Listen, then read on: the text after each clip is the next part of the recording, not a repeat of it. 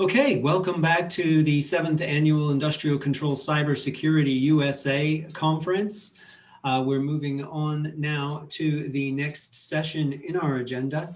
And this is a panel session on CIA, confidentiality, integrity, and availability versus safety and reliability.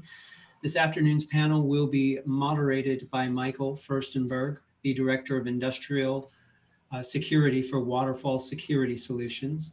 Additional panelists include Andreas Klein, Omicron Electronics Head of Business Development, Power Utility Communication Division, as well as George Bearfield, the Health and Safety Director for Rockrail, and Guido Villasis from EDF Energy, who is the INC Cybersecurity Lead with EDF Energy. So without further ado, we have 35 minutes roughly for this panel discussion. And Michael, we'll hand this over to you, sir. Great. Well, thank you, James. I appreciate the introductions. So the general concept of this session is a discussion. We've been hearing for decades now about CIA or its predecessor, DAD, destruction, alteration, disclosure of data. CIA talking about confidentiality, integrity, and availability. And this is just background for anybody who's not familiar with the acronyms or the geek speak that we all have a tendency to use. I want to make sure we're all operating from a level playing field right from the start. We've also seen a concept from engineering saying confidentiality, integrity, availability. That's great. Keep doing that for the data. We're talking about securing a process, so we'd like to talk about protecting the safe, reliable, and efficient operation of the process, and those are the goals of a cybersecurity program. So armed with that as our introduction, before we get into the specifics, I want to open it up to our three distinguished panelists to basically say where they stand on this. Is CIA the right goal? Is safety, reliability, efficiency the right goal? Or is there a third option that doesn't get the publicity that these two main operations get? And I'm not going to call on anybody. Please just jump in, and we're all grown I can ups. I can start, Mike. So from where I sit, which is the nuclear industry, obviously we have this vision and we have this objective where safety is our overriding priority, is how we effectively name that. However, I think we also recognize that security is part of it. Is because we recognize that security may have an impact on safety if safety system, for example, is compromised. So effectively, we tend to also claim that security underpins safety. And with that in mind, effectively, we make sure that security is treated almost as one additional failure mode of our safety systems. So as part of the development of our safety systems, obviously we need to consider a specific process where we need to analyze different failure modes of the systems to make sure that we design for that. So what happens is that effectively now security is more and more, I'm not saying that we are in a perfect world yet, but it's more and more seen as one additional failure mode that needs to be considered and addressed as part of ensuring the overall safety claims of the system. Maybe if I came in, Mike, I guess to agree with Guido, I mean, I come from a safety engineering background. So, there's some very strong lessons and cultural things around, and certainly in the safety space, to be transparent about incidents, to support learning and to have a really strong learning culture. I mean, I think we're in the early stage of a journey here around how you actually deliver safety by design and security by design in tandem. and nobody can argue in principle that you need both.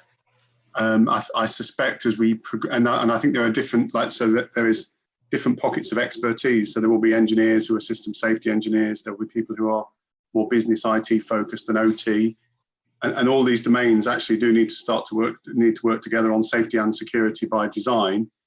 The interesting challenge for me as we go on that journey, collectively, is what is necessary in terms of confidentiality and securing information, and how do we manage that necessary lockdown of information and the culture that develops in parallel with maintaining the safety culture that we have, which, for example, on the UK rail industry, our safety culture was born of a handful of really major rail accidents. And so there is a very open transferal and sharing of information. Somehow we've got to deal with the cultural issues as well as we deal with the technological and capability issues. And I do think it's going to be a very long journey till we find the right balance.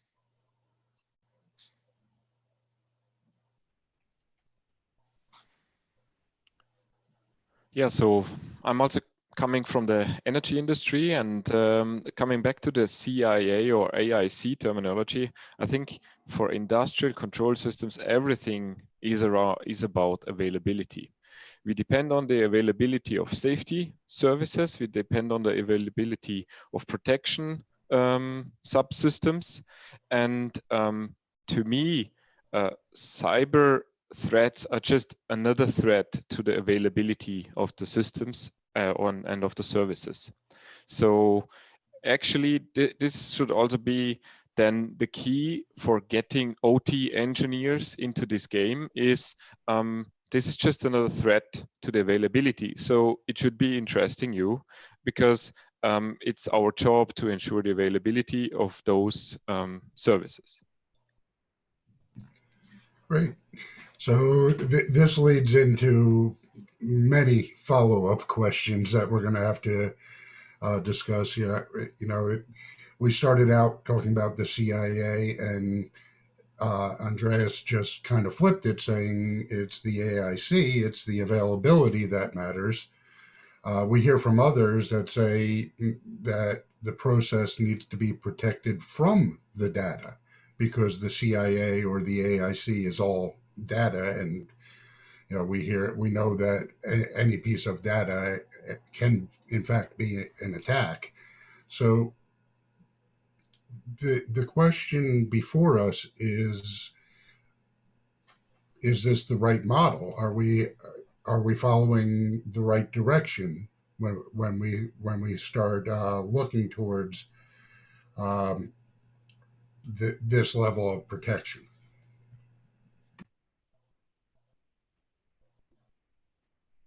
Are you referring, Mike, to the CIA versus IEC model, or?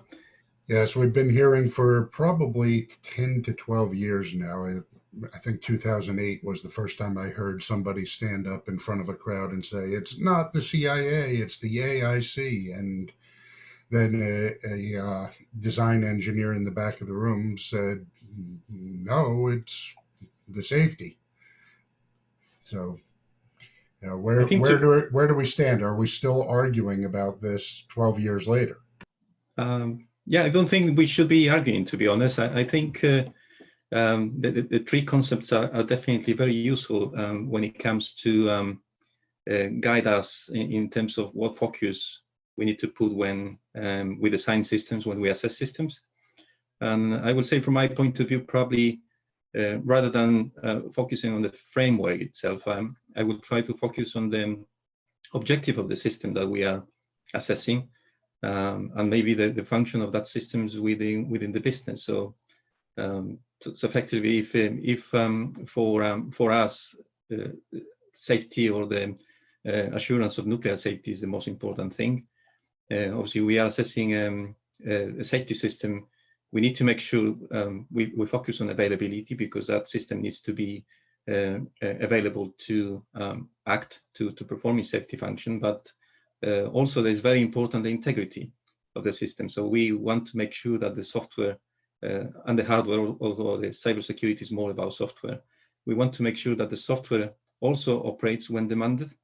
And that's why we need to ensure that the integrity of the software actually is also guaranteed. And confidentiality, again, we are also important or interested in confidentiality, because we don't want that software to be leaked out and end up into wrong hands and give the opportunity to the bad guys to analyze that software, to prepare test systems, to check how it works and try to find ways to attack that software. So the three concepts effectively are for me a good guidance to make sure that I address the main objectives of the security assurance on a persistent basis. I mean, I agree with what's been said before, but for me, it's all got to be about availability ultimately. I mean, you've got to have the purpose of having a system is for it to work and for it to function. And so everything is contingent on that. You know, often say on the, again, from the rail industry where I come from, is, you know, the safest railway is no railway. Get rid of it. So it's more a question of how you manage and balance the competing requirements in an optimal way to you know, achieve the availability with an acceptable level of risk from all the different threats and the right requirements in place. And again, coming back to what I say, I see you know that there are challenges around that and around merging the culture and making that happen. And I do see you know, a challenge between the you know, openness and transparency traditional with good safety culture and safety work, with the, in some cases, necessary you know, desire for a degree of confidentiality and you know, requirements around that. That's one issue. And then there are other conflicts as we'll work through this. Like, for example, you know, we talked about somebody, I think, you know, just talked about software integrity. You know, that is, to a certain extent, is hinged on stability of a system and knowing what it's doing functionally. And the more that we need to change and update software and you know, patch it for security vulnerabilities and things, and the more complex the system gets and the more integrated it gets, the more challenging that is. So I think for me, it's all about availability, and we've got other things we need to balance. But I do foresee that this isn't, it's not even that it's just a technical issue. You know, it's that it's more a cultural issue than a technical issue, I think, in the long run. Because otherwise, no matter how good people are, if they're not actually working in the right environment to make this stuff work and to get the right compromise in what are complex environments, we'll get a suboptimal outcome.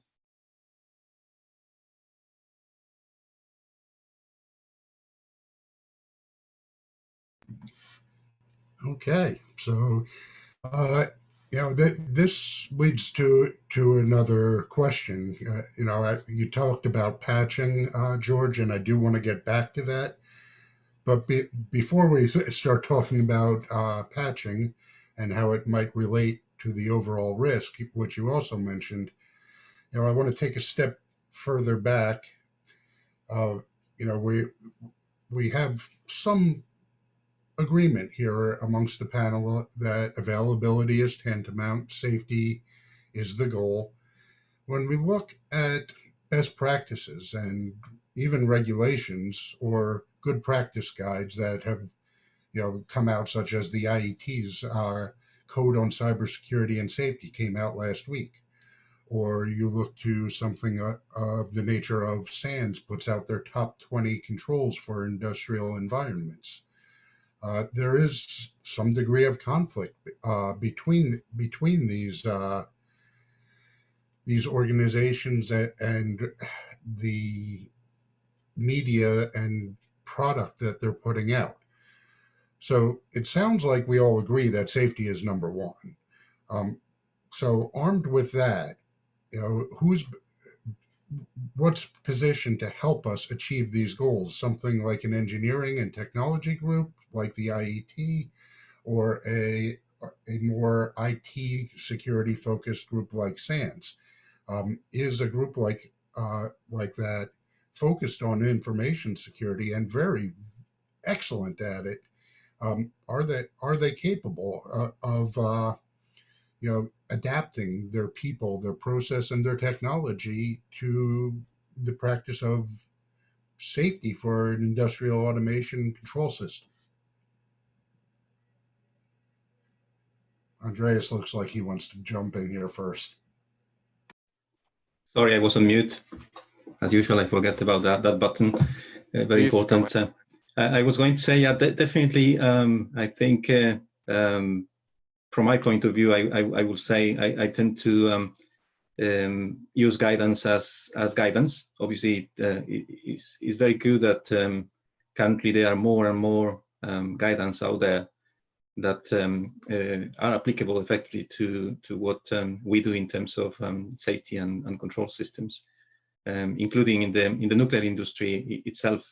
There recently have been issued quite a few IEC standards specifically for security, and there is one also very specific standard that talks about the balance between safety and security, actually, and has some very specific requirements, to the point that they issue requirements on how the two aspects should be balanced. So we are trying to although obviously we are expected to follow good practices effectively by the regulators, so we need to be aware of what is out there. And we tend to pick obviously what is at that point applicable for the industry, but myself, I also tend to go outside a bit of my industry itself and try to be aware of what is happening in other industries, or including what you mentioned, the IT industry itself, because at the end of the day, the threats that we need to confront are applicable quite often to both sides, OT and IT. So quite often guidelines from the IT are also quite useful for the industrial systems.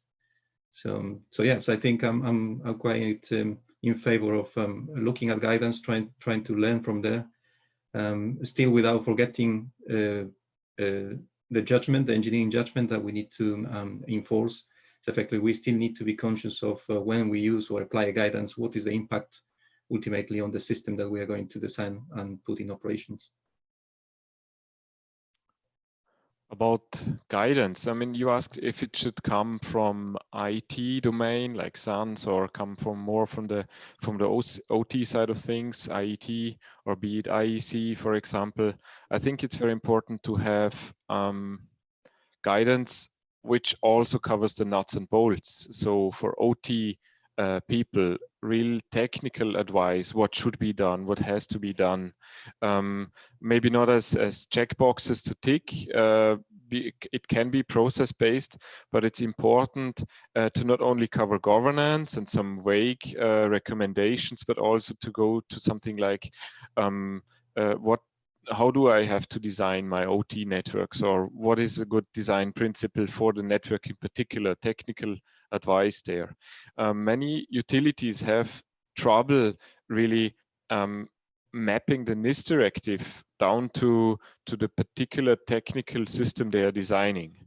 And so in some countries, there are like fact sheets, how to apply the NIST directive for this and that particular part. But in many countries, these fact sheets do not exist. And it's very important to provide this guidance also on a technical level. Just to pick up on some things Andreas said, then you mentioned, you know, the design for safety and also governance. Again, for me, taking a step back, ultimately for safety and security to both be met, it does have to be considered from the early stages of design of an asset. It has to be considered right at the start. The time has to be made to do that, and the environment needs to be created where the right conversations are had. Now, remember, any delivery of any asset is usually a complex, highly complex project under timescales with cost constraints, and the people who are setting the environment often are unaware of the complexity of some of the design trade-offs and some of the things that need to be considered as regards safety, security, and, you know, your competing requirements at that stage. So again, I think this is about how you create the environment. If you've got the guidance, be it standards or other types of guidance, you need to have the environment in which projects, the right people are engaged on those standards at the right time in the design life cycle, to make the right design decisions to achieve the best outcome in the end. And it's complicated, and most people really, you know, 99.9% of people don't really understand. And it's compounded by the fact we are a mix, as I say, of, you know, safety engineers, security engineers, IT professionals, OT engineers. So we're still working it out ourselves. If I go to the environment I come from, which is the rail environment, and particularly in the UK, we for our safety requirements, we have a set of overarching legal requirements that we need to meet, and they do have implications for safety by design. There are no equivalent requirements on the asset design, although there's attempts to do standards. There's no equivalent overarching legislative or assurance requirements.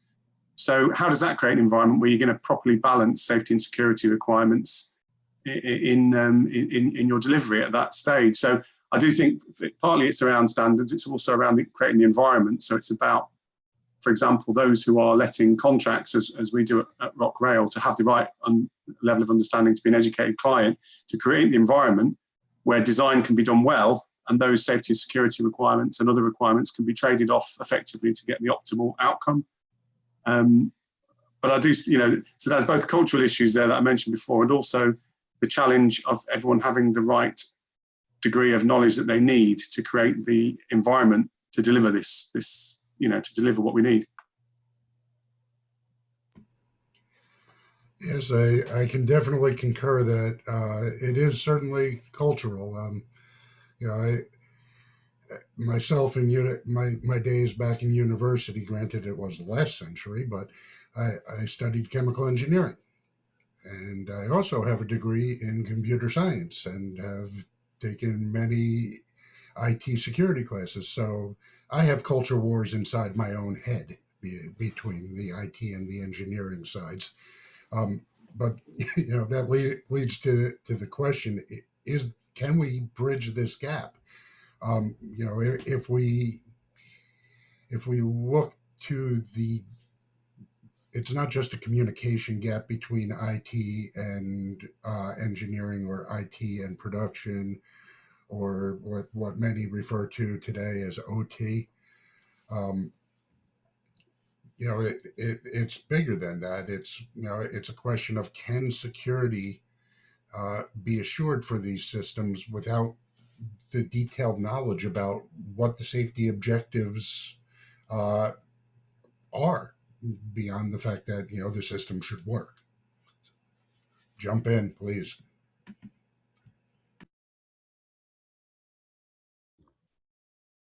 Yeah, I think it is not possible. Probably is the short answer. I will say is I don't think it is possible, realistic to claim that we can improve the security of an OT system without understanding the system and the consequences of our actions in terms of introducing security measures.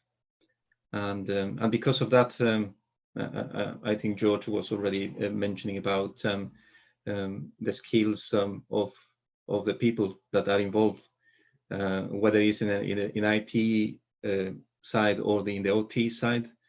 And I think it's something actually we have seen as a challenge a few years ago, and that we are trying to find ways to address. So we clearly recognize that technology is advancing. Control systems and even safety systems have started to use off-the-shelf technology. So it's effectively with similar components that the ones we see in IT. So effectively, the security risks that 40 years ago perhaps were not relevant to this very old analog type technology are now very relevant. So therefore, however, the people that are living with the systems, some of them are still viewing those systems as they were used to view them 30 years ago. And clearly we find different sort of people, from the people that when we design the systems, they are really surprised that we are considering malicious events, for example, on the system, and we receive questions why somebody wants to do that. So the bit of the security culture is very important, but also the competences. So clearly we see the need to skill up a bit the OT engineers into security. However, we also see the other side, the need to ensure that the security engineers, which very often are in a different team, they understand what the OT systems are there for and what is the implications of implementing security. So we are trying to close that gap. I don't know if in the future we will have the ideal engineer, which is an expert in cybersecurity and OT. Maybe one day in the future. Yeah, I'm also convinced that security has to come from the OT engineering team, and from those. I mean, it can be a team. It doesn't need to be in one person unified all those skills, but security of the OT system must come from the OT engineering team and cannot be wrapped around by a separate department, knowing everything about security but not knowing about the OT process itself. And so I think that's necessary to bridge the gap between security and OT systems. And for example, I think in the future it's going to be more and more important to design security into the engineering. So you're going to need key distribution servers inside, in my case, inside a substation or a generation substation, key distribution servers. You're going to use 802.1x. You need a radius server, Active Directory, role-based access. So there's a lot of these IT and security services which have to be designed into the system in order to work, and therefore it needs to be part of the design process, which is done by the OT engineers.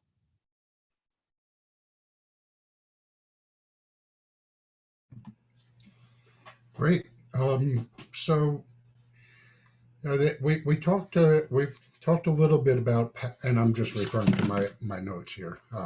So when you see me looking down, that's what it is. We've talked a little bit about software assurance. We've talked about patching. These tend to both play into the overall concept of risk management.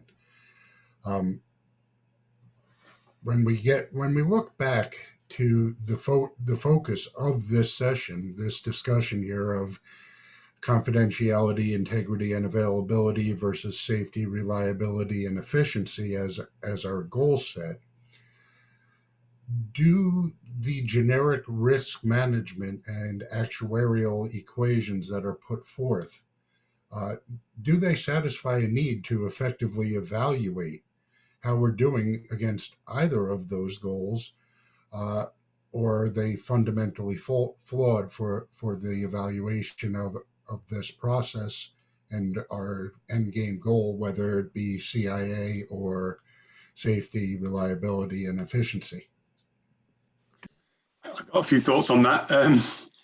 I think the basic answer is not yet. I mean, I think I mean, as I say, my background is as a safety engineer, so I'm very familiar with the sort of software and systems development life cycle, things like safety integrity levels, and and again, regardless of the security debate, I think the fitness for purpose of some of the underlying safety standards is questionable, and it's for the reason which I think Andreas has already raised, which is that a lot of the standards, and I noticed that the emergent cybersecurity standards seem to be based on the same model, almost have this elegant top-down V&V life cycle, which assumes you start designing an asset with a blank sheet of paper and flow down the requirements and gather the information up the other side. And of course, that's not the way things work. What happens is that there is a more plug and play, buying subsystems off the shelf or from third-party suppliers and then integrating that into a whole. And in effect, you've got to make sure that the requirements cut through the whole system through your integration. So that's not really, so we have an assurance gap potentially between what people do in practice and what the standards say people are doing, which isn't great because it doesn't give assurance to anybody or encourage people to do the right things. So I think at some point we have to evolve to a situation where we are considering all requirements in some sort of an integrated framework, which acknowledges that we are, in effect, setting some requirements, ideally before procurement starts, so that you can actually check that your, plug and play with the right equipment underneath actually meets your requirement, or at least you know where it doesn't, so you can optimize your design elsewhere. That's the reality of it done well. Done badly means it's just not thought about, and you then have issues coming to light at the end of the development life cycle, and you make compromises. So I think there needs to be a consideration of all of the requirements at some level, with the framework which considers the hazards and the vulnerabilities and the zoning and the safety architecture all at the same time, and acknowledges that we don't work with the classic V&V life cycle. I hate to use the word agile because I don't think agile safety works personally, but there needs to be a rethinking of the models that we use to conceptualize what happens in practice, and they need to be closer to reality if we want some genuine assurance.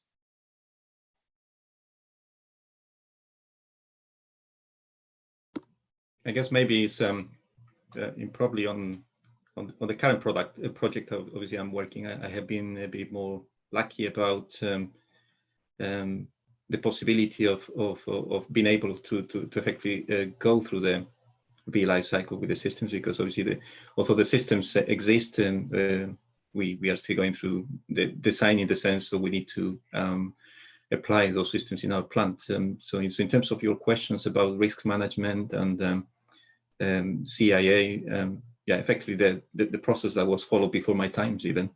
I think he was trying to use the three concepts to outline the risks effectively on the INC systems, and based on those risks, identify the requirements that then we need to, or we are trying to impose into the systems. So whether we are effectively mitigating the risks, that's a part of the process we are going through, and checking actually the set of requirements that we selected were the right ones. We review them from time to time, but I think as George was mentioning, it's good to go back to the frameworks, to the guidances, to the generic standards, as a way for informing those requirements. However, yes, we will know in a couple of years, once we complete the security assurance, if those were the right requirements. We hope so.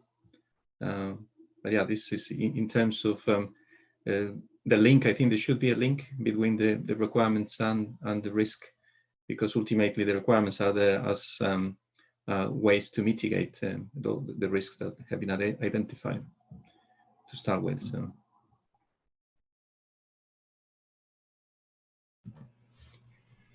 Okay, we're running up against time here, so I want to give everybody 30 seconds for final thoughts, whatever it was you wanted to say that the question wasn't asked. Maybe if I come in, because I had a thought that followed on from some of the other discussions, which was around the V&V life cycle and whether it works, and whether the standards and the genuine approaches work for both safety and security. And it links back to the question or the thought around patching. The safety arguments are premised around the idea that you have a well-partitioned system, and that certain bits of software are much more highly engineered, much more stable, and less likely to be impacted by subsequent software changes. However, I think certainly, in the sector I work in, we're seeing much more integrated computer systems, and it's much harder. And a lot of the systems you see in practice don't have that clear segregation. So then if you combine the additional testing requirements that are needed for those functions and the inability to draw a line around them, and then you add in the sort of zoning issues and the security risks and how dynamic they are, and the implications there for how you need to continually monitor and secure your system. The concern is that that over time we might sleepwalk into a situation where we just have an irreconcilable set of requirements, and that's certainly a concern. And I guess it's a concern also, I say, with the safety background, because I hope that, unlike through previous technological evolutions in the railways, that in this case we don't have to learn from major incidents. Hopefully, we're more proactively dealing with these issues and creating the environment to address the risks. I guess from my side, a generic thought. I think in terms of safety and security, is definitely a topic that is maturing, is improving. The awareness about the implication of both sides. I just think that there is here room and a role for everyone that is involved in the deployment of OT systems to contribute to that. So there is a role for the customers to be aware of the issue, to prepare requirements, to perform risk assessments. But I think one of the things that is still missing, which I can see there's a big discrepancy, is the supplier side. So I think there is a big role for the suppliers of the OT systems to start considering security as a normal feature of the system and not as a premium add-on. And there's an opportunity then to help effectively educate the clients on the topic with benefit for everyone.